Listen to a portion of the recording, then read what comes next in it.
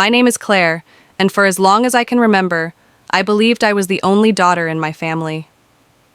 It wasn't just something I assumed.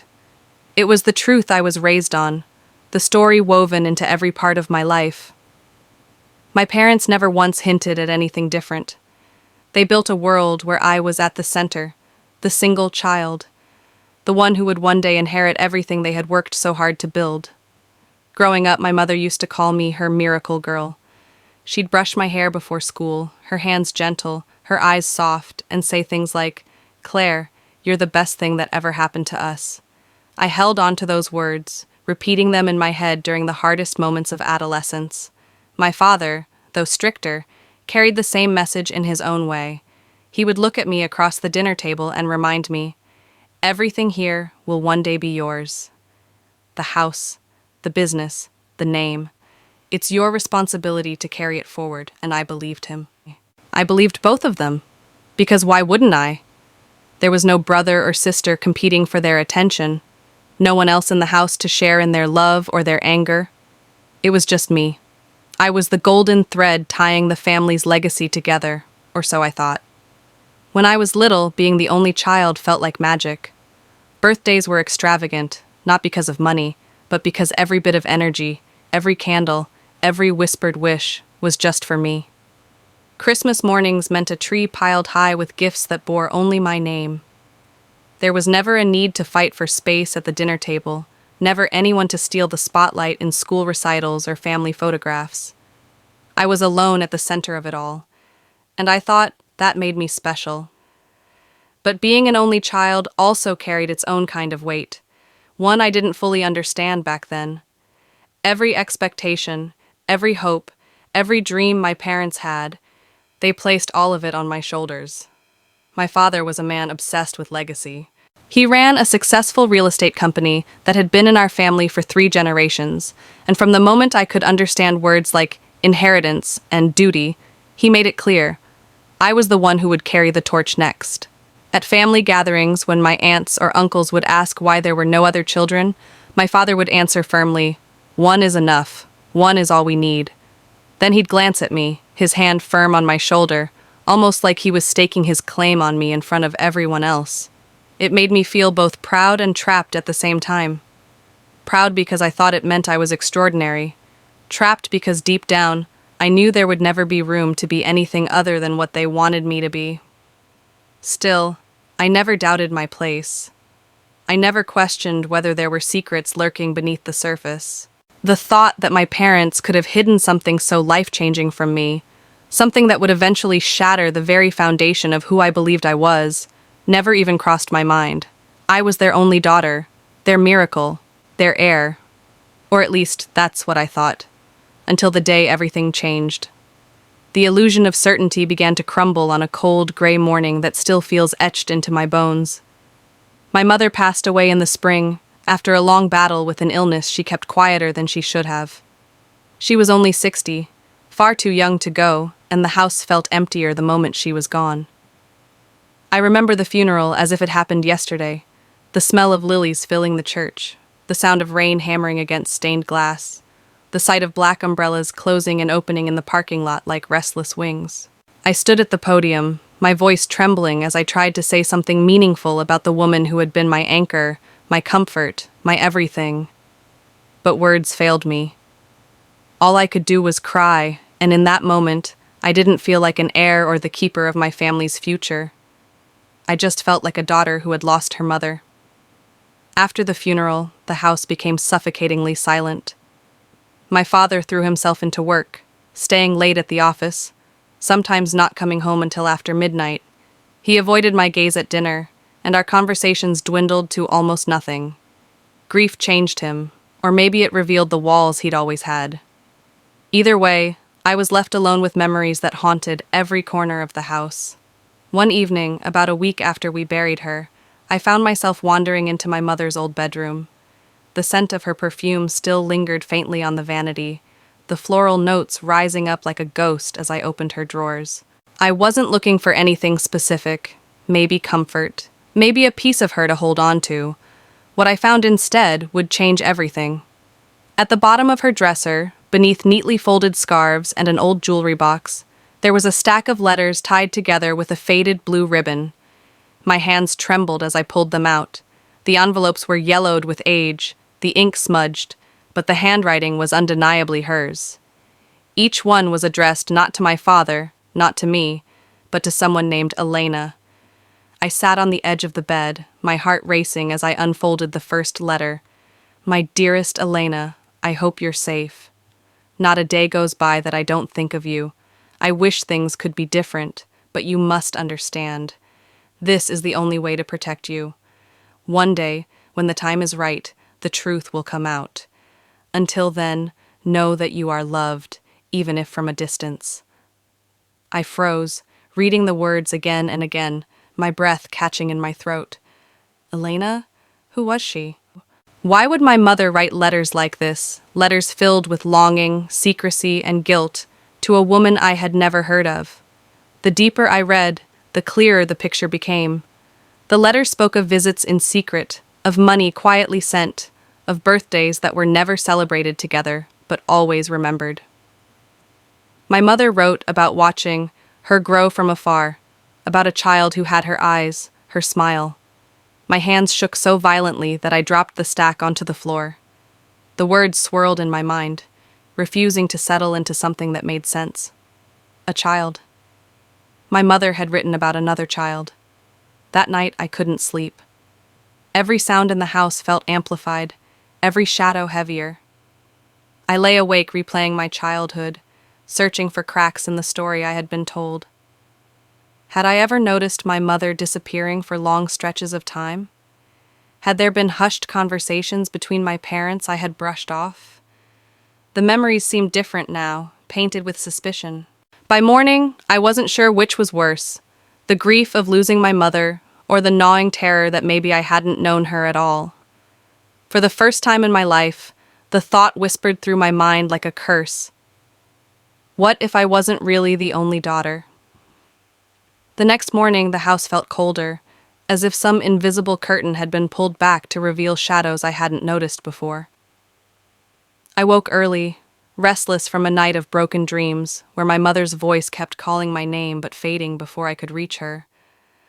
The stack of letters sat on my desk where I had left them, like a silent accusation waiting to be read. I told myself I wouldn't look at them again. That grief had made me imagine things, that the words weren't what they seemed. But as the hours passed, my resolve weakened. By noon, I untied the ribbon and began to read one letter after another, each line pulling me further into a reality I hadn't known existed. The first few were vague, written in the same tender tone as the one I had already read. Letters full of longing, of apologies, of hidden affection. But then I reached one that shattered the last fragments of denial clinging to me. My sweet Anna, today you turned 10. I wish I could have been there to celebrate with you. I wonder if you like the gift I sent through your aunt. She promised to deliver it. Every year that passes without me at your side breaks my heart, but I have to believe it's for the best. One day you'll understand. One day, the truth will come to light. I read it 3 times before the meaning sank in. These weren't just letters to some mysterious woman. My mother had been writing to a child, a daughter, a girl named Anna. My vision blurred with tears, my stomach twisted violently. I pressed the paper to my chest as if holding it there would somehow make the words change, but they didn't. They stared back at me, undeniable. My mother had another daughter, which meant I had a sister. The thought struck like lightning, illuminating every shadowy corner of my memory. Suddenly, things I had brushed off came rushing back. The hushed phone calls I'd overheard late at night when my mother thought I was asleep. The unexplained trips she would take to visit a friend from childhood, out of town. Even the way her eyes sometimes lingered on other little girls in the park, her expression softening with a sadness I hadn't understood. It was all connected. I grabbed another letter with trembling hands. This one was even more explicit. Anna reminds me so much of Claire. They both have that same stubborn streak, the same way of furrowing their brows when they're concentrating. If only they knew each other. If only I could let them be sisters, the way they were meant to be. But Henry would never allow it. He made that clear from the beginning. He believes one daughter is enough, and that keeping Anna in the shadows protects the family's reputation. I don't know if I can live with this secret forever. The room spun. My father. He knew. He had known all along. The man who had raised me to believe I was the center of everything, the heir, the only child, had been hiding another daughter in plain sight. He had let me carry the weight of being the only one, while deliberately silencing the existence of someone who shared my blood. My chest felt like it was caving in. Betrayal burned hot and cold through my veins. I thought of every time my father had told relatives, "One is enough." How he had looked at me with pride, as if I were his perfect creation, while simultaneously erasing someone else who should have stood beside me. I couldn't sit still. I paced the room, clutching the letters like proof of a crime. Anger rose inside me, battling with grief. My mother, gentle, loving, secretive, had hidden this from me. My father, unyielding, controlling, had forced it into silence. And me? I had lived in a carefully crafted lie. For hours I sat by the window, the letters spread out around me like shards of glass. Questions crowded my mind. Who was Anna really? Where was she now? Did she even know I existed? Did she hate us for abandoning her? By evening, one thing was clear. This secret would not stay buried. I couldn't unknow what I had read. And though fear twisted in my stomach, curiosity burned stronger. Somewhere out there, I had a sister. And somehow, I knew her name wouldn't just haunt the letters. It would change everything about the life I thought I had.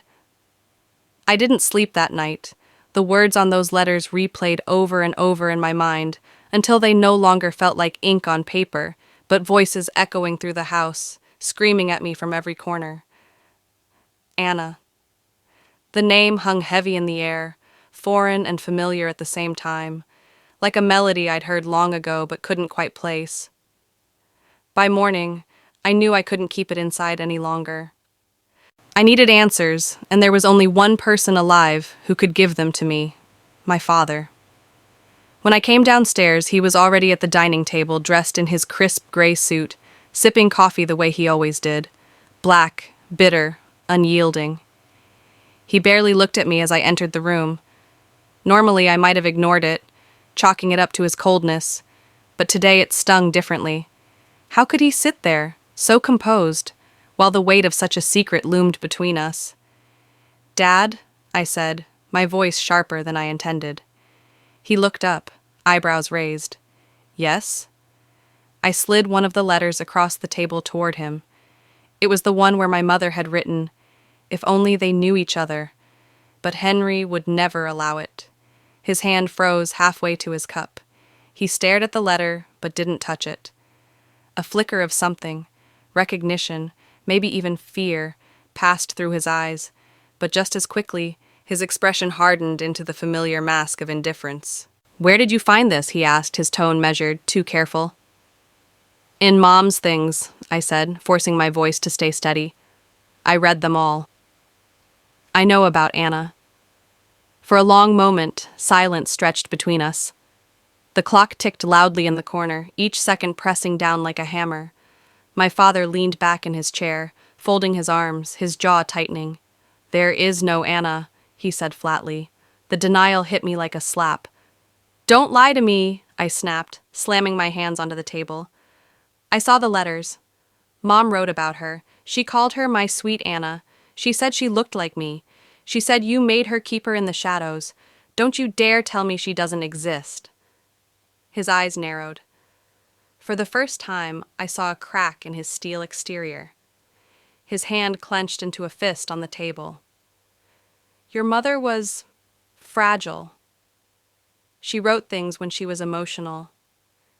"Don't take her words at face value. Fragile," I repeated bitterly. "She was grieving a daughter she wasn't allowed to claim.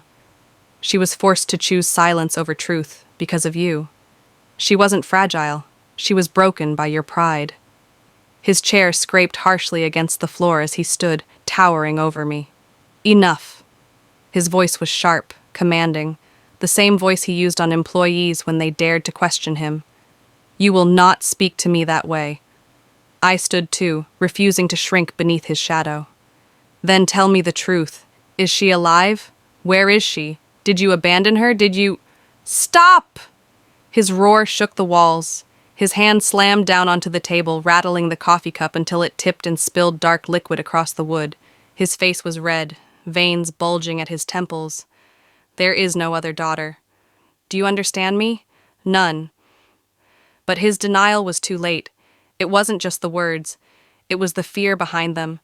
I saw it in the way his eyes darted, in the way his voice trembled beneath the force of his anger. He wasn't protecting me. He was protecting himself.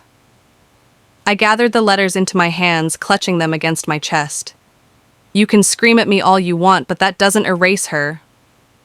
She's real, and I will find her. For a second, I thought he might strike me. His hand twitched as if fighting the urge, his whole body shaking with rage. But instead, he turned away, his back rigid, his voice low and cold. You are my only daughter, Claire. That's the story, and you'd better remember it. I stared at him, trembling, my heart pounding so hard it felt like it might break through my ribs. But in that moment, his words only confirmed what I already knew.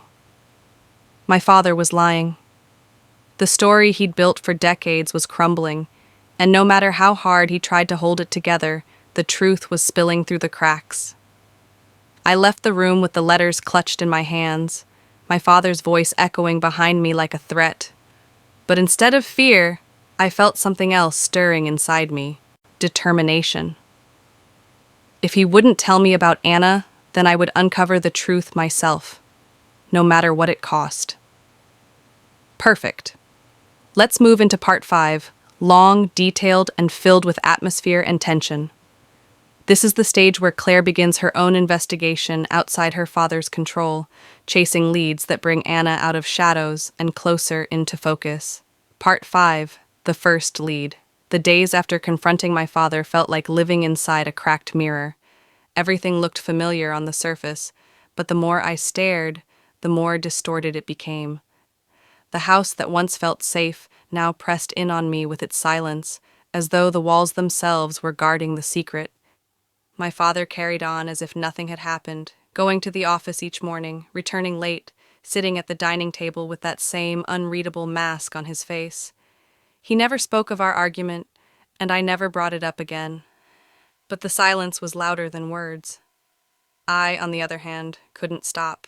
The letters haunted me, demanding answers. I would sit up late at night, the blue ribbon untied, the papers spread across my bed like pieces of a puzzle. Each line my mother had written felt like a breadcrumb leading somewhere, if only I could follow it. The breakthrough came when I noticed something I had overlooked before. One of the envelopes had a faint return address in the corner, smudged from time, but still legible. St. Mary's Home for Girls, Albany. My pulse quickened. A place, a direction. Not just words anymore. The next morning, I packed a small bag, tucked the letters safely inside, and drove 3 hours north. With every mile, my anxiety deepened. What if I was wrong? What if Anna was just a figment of my mother's grief, an invention to cope with pain I didn't understand? Or worse, what if she was real but long gone? St. Mary's was a squat brick building on the edge of town, its paint faded, the windows tall and narrow.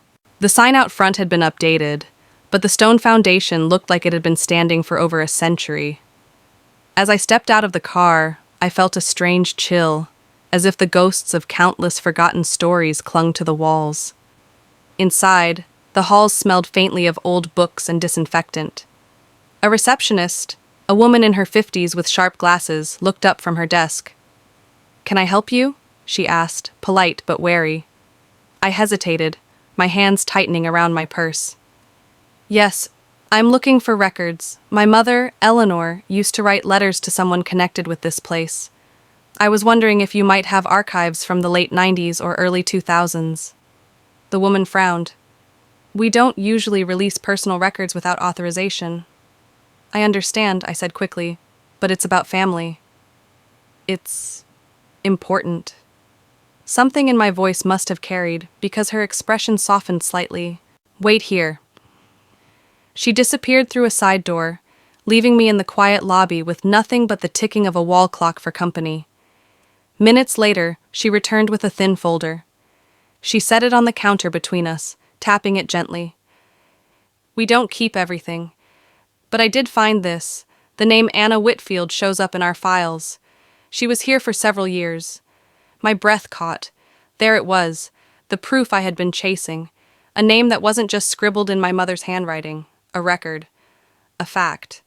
I whispered it aloud, almost afraid the sound might break the spell. Anna Whitfield. The receptionist gave me a careful look. She was placed here as a ward when she was very young. Stayed until she turned 18. After that, she left. No forwarding address was given. "Do you know who brought her here?" I asked, my voice shaking. She flipped through the folder. Guardian listed as Henry Haller. The name felt like a punch to the chest. My father. He hadn't just known about her. He had placed her here himself, hidden her away. I stumbled back a step, gripping the edge of the counter. Rage and grief surged together, nearly overwhelming me. He hadn't only denied Anna's existence, he had orchestrated her disappearance from our lives. The woman hesitated before sliding the file closer. "Officially, I'm not supposed to let you see this. But something tells me you need it." I opened the folder with trembling hands. There were intake forms, school reports, a faded black and white photo of a little girl with dark eyes and a hesitant smile. My breath caught. She looked like me. Not identical, but close enough to stir something deep in my chest. That night, back in my car, I sat staring at that photo under the dim light of the street lamp. For the first time, Anna wasn't just a name. She was a face, a person, flesh and blood. My sister. And if she was out there somewhere, I had to find her.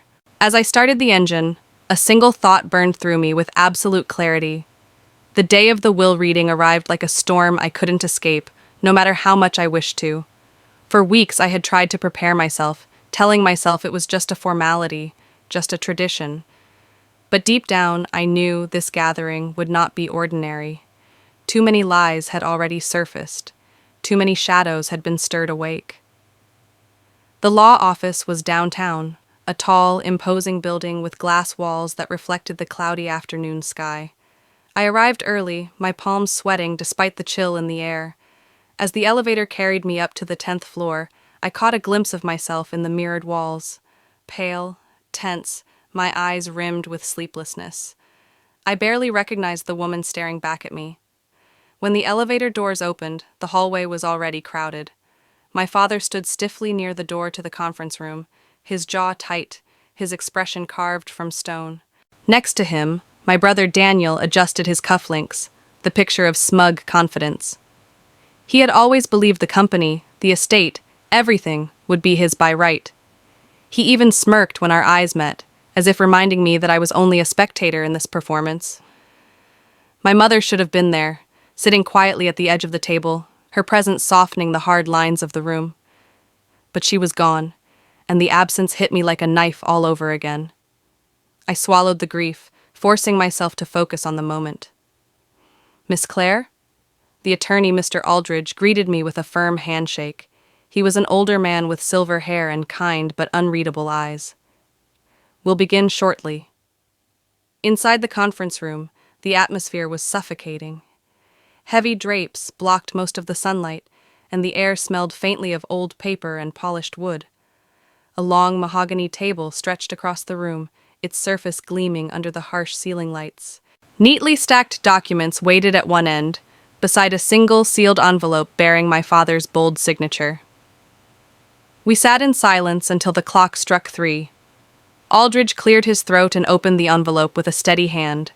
The sound of the seal breaking was louder than thunder in that tense silence. He began with the formalities, the date, the witnesses, the legal declarations. My father listened with stoic calm. Daniel leaned back in his chair with smug anticipation, and I sat rigid, every nerve braced for the blow I knew was coming. "To my eldest son Daniel," Aldridge read, "I leave a portion of my estate, to be defined in accordance with conditions later outlined." Daniel's smirk faltered. A portion? He straightened, his brow furrowing in confusion. To my daughter, Claire, who has shown strength in ways I did not always value, I leave equal claim to my assets and holdings. My breath caught. Equal?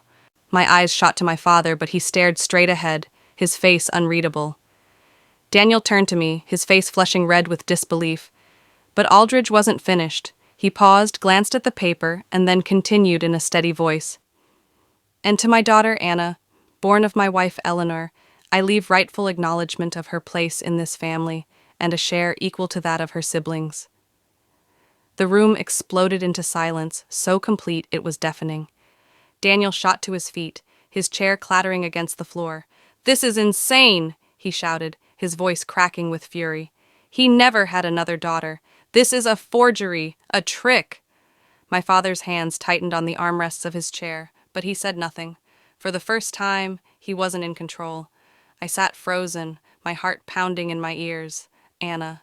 The name I had seen in those letters. The name my mother had whispered in ink but never aloud. She was real. She was alive. And now she had been given a seat at this table. Even in death, my father could no longer keep her in the shadows. Daniel's rage filled the room. "I won't accept this. I'm the firstborn, the heir. This so-called daughter doesn't belong here." Aldridge's voice remained calm but firm. "This is the legally binding will of Henry Haller. Unless successfully contested in court, it stands." The weight of those words pressed down on all of us. My brother's world was crumbling. My father's silence was damning, and for me, the truth I had feared and longed for in equal measure had finally broken through the surface. Anna existed, and she was about to change everything. The room was still trembling with Daniel's fury when the door to the conference room opened. For a moment, none of us moved. The sound was small, a soft click, the gentle scrape of hinges, but it sliced through the tension like a blade. I turned my head, and my heart seemed to stop. A woman stood in the doorway. She was in her early 30s, her frame slender, her posture hesitant, as if she wasn't sure she belonged. Her hair was the same chestnut brown as mine, though longer, falling in loose waves around her shoulders. Her eyes were the most unsettling of all. They were my mother's eyes, wide, soft, gray-green with flecks of hazel, filled with both fear and determination. For a second, I thought I was hallucinating. I blinked, trying to steady myself, but she remained, very real, very alive. "This is Anna," Mr. Aldridge said, his tone matter-of-fact, as if introducing a long-expected guest. "She was notified of her inclusion in the will and has chosen to attend today." Daniel erupted instantly. No, this is some scam. You can't just walk in here and pretend to be part of this family. She's an imposter." His face was crimson, his hands shaking with rage. "Where did you find her, Aldridge?" "What trick is this?" Anna flinched at his outburst, but her gaze didn't waver. She stepped into the room, clutching a worn leather handbag against her chest, like a shield. "I didn't come here to steal anything," she said quietly, her voice soft but steady. "I came because I was told the truth at last." My father's face darkened. He stood slowly, his chair groaning beneath the weight of his movement. His presence filled the room, heavy and cold. "You shouldn't be here." Her eyes flickered to him, and for the first time, I saw pain etched across her face. "You made sure of that my whole life," she whispered. The words hit me like a punch. She wasn't denying it. She wasn't confused. She knew exactly who she was, and she was claiming it, right there in front of all of us. I couldn't breathe. My hands trembled in my lap as I stared at her, at the face that mirrored mine in ways that were undeniable. The shape of her cheekbones, the curve of her chin. It was as though we had been carved from the same stone, molded by the same mother. "You're lying," Daniel spat, his voice cracking. "This is fake." "Some woman looking for money. I'll have her thrown out. Enough!" My voice rose before I realized it, startling even myself. Everyone's eyes turned to me, but I didn't care. Look at her, Daniel. Look at her face. Look at her eyes. Do you really think this is a coincidence? Daniel's lips parted, but he had no answer. Rage gave him strength, but it couldn't erase the truth staring us in the face. Anna's gaze shifted to me then, locking with mine. My chest tightened. There was recognition in her expression, as if she too saw the resemblance, as if she too had spent years wondering about the missing piece of her life. I didn't know about you until recently, she said, her voice faltering slightly. But when I found out, it explained everything. Why I never fit in where I grew up, why I always felt like something was missing. She swallowed hard, her hands twisting the strap of her bag. I don't want to fight. I just want to understand. Her words disarmed me. They weren't the demands of someone chasing money or property. They were the words of someone searching for belonging, for family. But my father... His expression hardened further, his fists clenched at his sides. You don't belong here. You never did. This is a mistake. No, I said softly, my voice shaking but certain. The mistake was hiding her. For a long moment, no one spoke. The silence was so thick it pressed down on my chest like a weight. And then Anna took a tentative step toward the table. The distance between us shrank, and in that moment, I felt the world tilt. She wasn't a rumor anymore. She wasn't ink on yellowed paper. She was real, standing before me, carrying the same blood, the same history, the same broken family, and nothing would ever be the same again. The silence after Anna's words was suffocating, like the air had been sucked out of the room. I could hear my own pulse pounding in my ears, fast and erratic, like a drumbeat leading to something inevitable. Anna's eyes were still fixed on me, pleading but steady, while my father and Daniel burned holes into her with their fury. Then it happened. "This is ridiculous!" Daniel shouted, slamming his fist against the table so hard that the stack of documents rattled. "I won't let this stand. Some stranger walks in here with a sad little story, and suddenly she's one of us? Suddenly she gets everything I worked for. No, I refuse." "She's not a stranger," I said sharply, surprising myself with the strength in my voice. "She's our sister. Don't you dare call her that." Daniel's face was crimson, his voice cracking under the weight of his rage. "I'm the heir. I've been the heir since birth. You think I'll share what's mine with some illegitimate—" "Daniel." Mr. Aldridge's voice cut through the chaos, calm but firm. "Watch your words. The will is clear. Legitimacy is not for you to decide." But Daniel ignored him, his eyes wild as he turned to our father. "Tell them, Dad. Tell them this isn't real, that she's nothing. You can stop this." And that was when I saw it. Hesitation. My father didn't answer right away. He stood there, rigid, his hands gripping the back of his chair, his face pale beneath his anger. His silence screamed louder than any denial could have. Anna's voice broke the tension, quiet, trembling, but impossible to ignore. "I never asked for this." She looked at Daniel, then at my father. "I never asked for money. I never even asked to be part of this family. All I wanted was the truth. And now it's out in the open." Daniel laughed bitterly, the sound sharp and cruel. "The truth? You think this is the truth? The truth is you're a mistake. You don't belong here, and you never will." Something in me snapped. I pushed my chair back and stood, my voice shaking but fierce. "Stop it! Do you even hear yourself? She didn't choose any of this. None of us did. Mom carried this secret for decades, and now we're left to deal with it. That doesn't make her less. It doesn't make her invisible." Daniel glared at me, betrayal flashing in his eyes. "You're siding with her? Over me?" "I'm siding with what's right," I said. He pointed at Anna again, his hand trembling. "She's nothing but a parasite. She shows up now, after Mom's gone, after Dad's too old to fight, just to take everything away from us." Anna's shoulders stiffened, her knuckles white around the strap of her handbag. But instead of shrinking, she lifted her chin.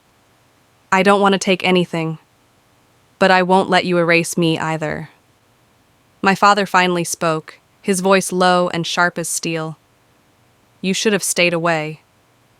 The words were meant for Anna, but they cut me too, deeper than I expected, because they revealed the truth. My father had known. All this time, he had known. He had made the choice to bury her existence, to live a lie, to raise me in a cage of half-truths. Anna's face crumpled with pain, but she didn't back down. I stayed away because I had no choice, because you made sure of it. But I'm not a child anymore, and I'm not afraid of you. The room went still. Even Daniel stopped mid-rant, stunned by the defiance in her voice. For a long moment, my father said nothing. Then he lowered himself back into his chair, his expression hardening into the familiar mask of control. This family, he said coldly, was never meant for 3 children. And if the courts insist otherwise, then we'll fight. I won't let everything I built be divided like scraps at a table. Anna's eyes filled with tears, but her voice stayed strong. It was never just yours to build. You can pretend I don't exist, but the truth is here now. And the truth won't go away. Daniel slammed his hand against the table again, his voice breaking into a scream.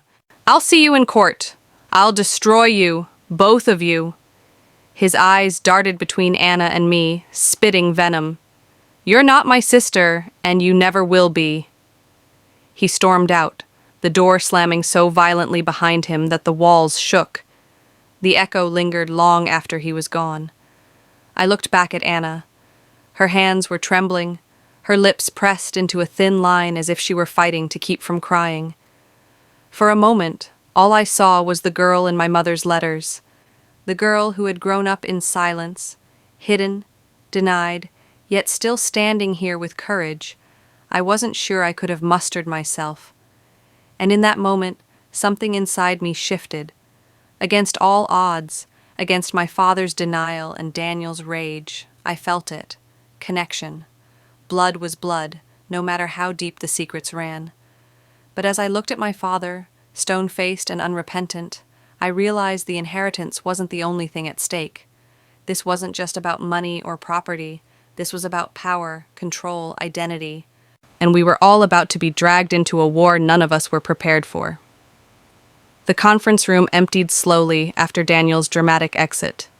Mr. Aldridge collected the papers in silence, his eyes darting nervously between us, as if afraid the fragile peace would shatter again at any moment.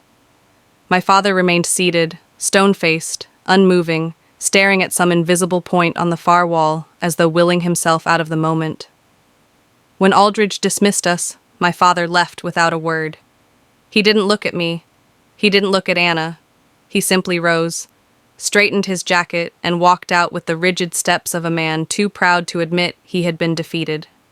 The slam of the door left me and Anna alone in the suffocating stillness. For a moment, I couldn't speak. I just stared at her, memorizing every detail. The curve of her jawline, the faint freckles across her nose, the way her hands trembled slightly as she set her handbag down on the chair beside her. She looked so much like me, and yet nothing like me at all. Like 2 versions of the same song sung in different keys. She was the first to break the silence. You look just like her. Her voice cracked on the last word, and I realized she was talking about Mom. My chest tightened. So do you, I whispered. Her eyes filled with tears, and suddenly it was too much. The years of secrecy, the lies, the absence, all of it collapsed into this one unbearable truth. We should have known each other all along. We should have shared birthdays, childhood games, stories whispered under the covers. Instead, we were strangers meeting for the first time in a lawyer's office after our mother's funeral. I used to imagine you, Anna confessed, her hands twisting in her lap. When I was a little girl, I'd ask about my family, and they'd tell me not to. But sometimes I'd picture a sister. I thought maybe, somewhere, someone was missing me too. Her words shattered me. My throat burned with the weight of everything I wanted to say but couldn't. Finally, I forced myself to speak. I didn't know. I swear I didn't. Mom never told me I know. She nodded quickly, as if she'd been afraid I might accuse her of deception. I don't blame you. It wasn't your fault. We sat in silence again, the grief between us heavy but strangely uniting. And then faintly, through the walls, I heard it, Daniel's voice. Low, furious, spitting venom into his phone. I motioned for Anna to stay quiet, and we both listened. We'll contest it. Fraudulent. She's not even blood. Find a way, I don't care how. Drag her through the mud if you have to. His words sent a chill down my spine. He wasn't just angry, he was plotting. Daniel wouldn't let this go. He was already preparing for war, and Anna was the target. I turned back to her. She looked pale, her lips pressed tightly together, but her eyes burned with something fierce. Fear and defiance tangled together. You should be careful, I warned softly. Daniel won't stop. He thinks he's entitled to everything. He'll come after you, and he'll use every weapon he has. Anna nodded slowly. I know. I've dealt with worse. She hesitated, then added, but I'm not leaving. I've hidden long enough. I want what Mom wanted for me, not the money, not the business, just recognition, just my place. Her words cut through me. Recognition, that was all. Not wealth, not power, not revenge, just the right to exist openly, to no longer be erased. I reached across the table, my hand hovering uncertainly before I placed it over hers. She startled at first, then relaxed, her fingers curling against mine. The contact felt strange, new, but also right, like closing a circle that had been left open too long. We'll face him together, I said firmly. You're not alone anymore. Her eyes widened, shimmering with tears she didn't let fall. She squeezed my hand. For the first time since I found those letters, I felt something other than anger or betrayal. I felt hope. Fragile, trembling hope, but hope nonetheless. But even as I clung to it, Daniel's muffled voice echoed through the wall again, sharp and venomous. She'll regret ever showing her face. And I knew this fragile connection between sisters would soon be tested in ways neither of us could imagine. The week that followed the reading of the will was a blur of whispered conversations, frantic phone calls, and restless nights where sleep refused to come. It felt as if the very ground beneath me had shifted, leaving me balancing on a fault line ready to crack open at any moment. Anna stayed in town, renting a small apartment near the edge of the city. We met several times in coffee shops and quiet parks, trying to piece together the fragments of a family that had never been whole. She told me about her childhood, the loneliness, the strange feeling of being hidden, the way her guardians always avoided questions about her real parents. Every detail she shared only deepened the ache in my chest, a grief not just for what I had lost, but for what she had been denied. But as we tried to build something new, Daniel was dismantling everything around us. Rumors began to spread. Anonymous whispers reached the business community, suggesting Anna was a fraud, a manipulator, a liar who had forged her way into the will. Newspapers suddenly showed interest in our family name, printing veiled articles about inheritance disputes and illegitimate heirs. I knew exactly where it was coming from. Daniel was using every contact, every ounce of influence he had, to destroy Anna's credibility before the courts could even begin their work. One evening, I confronted him at our father's estate. The house was dark except for the light spilling from his office, where I found him pacing with a glass of whiskey in one hand and his phone in the other. You need to stop this, I said, my voice firm even though my heart raced. He looked up at me, his eyes bloodshot, his face twisted with anger. Stop? While some stranger waltzes in and steals what's mine? Never. I'll ruin her before I let her take a cent. She's not a stranger, Daniel. She's our sister. No! His voice thundered through the room, slamming into the walls like a physical force. She's not my sister! She's a mistake, a weakness. And if you side with her, then you're a mistake too. The words cut deeper than I expected, sharper than any knife. But I didn't back down. You can't erase her. Not anymore. The will is clear. Mom's letters are clear. The truth is out." He laughed bitterly, swirling the whiskey in his glass. "Truth? You think people care about truth? They care about power, Claire. About who can crush the other first. And I will crush her. I will crush both of you if I have to." I left that night with shaking hands, realizing something terrifying. Daniel wasn't just angry.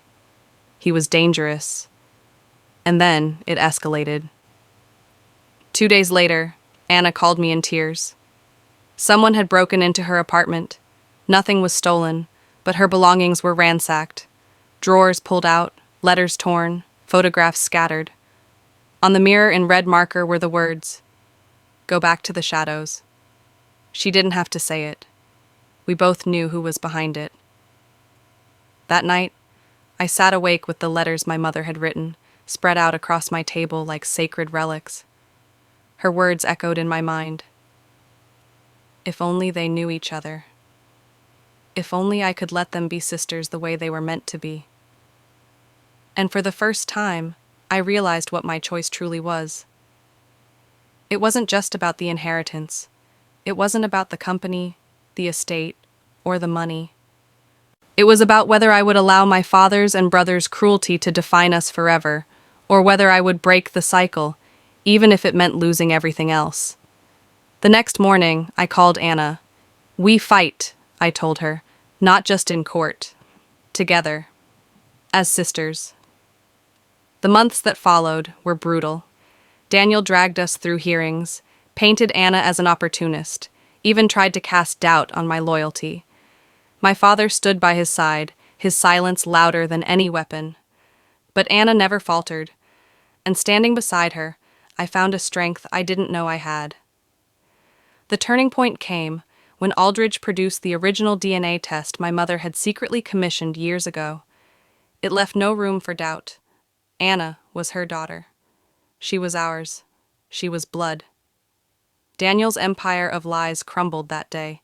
He raged, he threatened, but in the end, the court upheld the will. The estate was divided equally between us.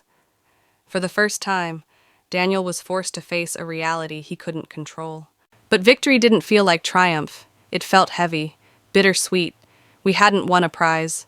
We had inherited a wound, a legacy of silence and shame that would take years to heal. After the final hearing, Anna and I stood together outside the courthouse. The air was cool, the city alive around us. For the first time, she smiled, not a forced, guarded smile, but something real, fragile, and bright.